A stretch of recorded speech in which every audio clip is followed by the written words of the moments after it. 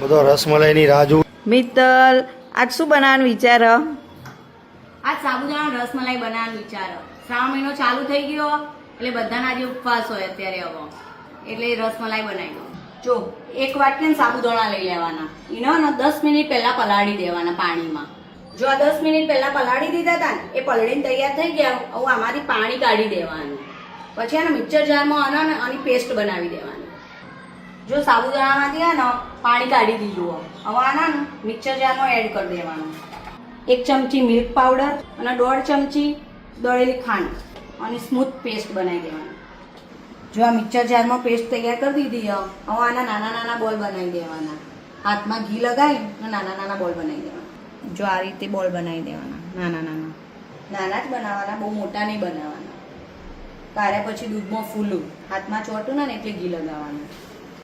જો આ બોલ્સ બનીને તૈયાર, પણ થોડા બનાવતો વાર લાગે, કા હાથે ચોટી જાય ને એટલે ધ્યાન આપવું પડે. આમાં એકદમ સ્મૂથ પેસ્ટ હોવી જોઈએ. ને એક બાજુ દૂધ ગરમ કરવા મૂકી દીધું. આપણે જેટલું દૂધ જોવે એટલું લેવાનું. જો દૂધમાં ખોડ એડ કરવાનું, ઇલાયચી પાવડર, કેસર દૂધમાં પલાળીને મૂકી દઉં ને તે કેસરવાળું દૂધ એડ કરવાનું. જો કલર હવે ચેન્જ થવા માંડે ને, કેસર અંદર નાખ્યું એટલે કેસરનો સ્વાદ મસ્ત આવે. હા, અને એનો રંગે સારો હોય. આ બોલ્સ બનાવ્યા એ ક્યારે નાખવાના આવ્યું તું મિત્તલ? આ થોડી વાર ઉકળી રહે ને પછી નાખવાના. એવું હોય એમ? દૂધ થાય ને ગાટું હા, પછી હા. એડ કરવાના અંદર. બરાબર. જાડું થવા માંડ્યું? હા, જો જાડું થવા માંડ્યું, કલર ચેન્જ થવા માંડે ને, હા હા. આપણા હિસાબે દૂધ લેવાનું. આપણા ઘરમાં જેટલા વ્યક્તિ હોય એ રીતે, ઓછા વ્યક્તિ હોય તો ઓછું, એ દૂધ પ્રમાણે ખોડ એડ કરવાની. અને વારે વારે હલાવવું પડે એમ? ઓવા તો પાછું ચોક ચોટ હતું દૂધ. જો હવે ટાઈમ થઈ ગયો, હવે એક એક બોલ અંદર એડ કરી દઈએ. ઉકળતા જ દૂધમાં વારાફરતી નાખી દેવાના એટલે છૂટા છૂટા થઈ છૂટા જાય. છૂટા પડે. ચોટીએ ના જોઈને બે કોમ. બે કોમ થાય. હવે મિત્તલ શું કરવાનું? હવે ને આમાં ડ્રાયફ્રૂટ એડ કરી દેવાના. કાજુ બદામ ને એમ? હા, કાજુ બદામ. હવે તૈયાર થઈ જાય મિત્તલ? હા, હવે તૈયાર થઈ જાય. હવે નાના ગેસ ઉપરથી ઉતારી થોડી વાર ઠંડુ થવા દેવાનું ને પછી ફ્રીજમાં મૂકવાનું. ઠંડી હોય ને તો સારી લાગે.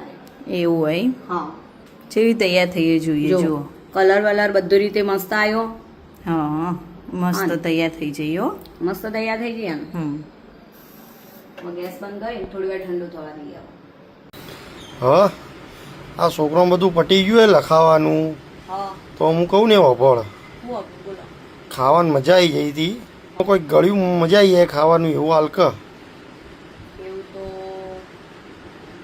હા, કાલ રાત્રે સાબુદાણાની રસમલાઈ બનાવી તે આપી દઉં તમને.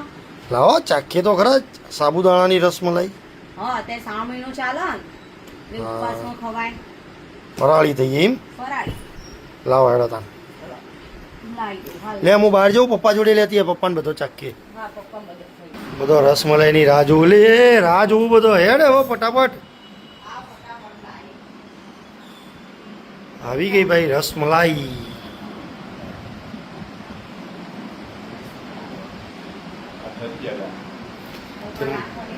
હા, હાથ ઠરી ગયા.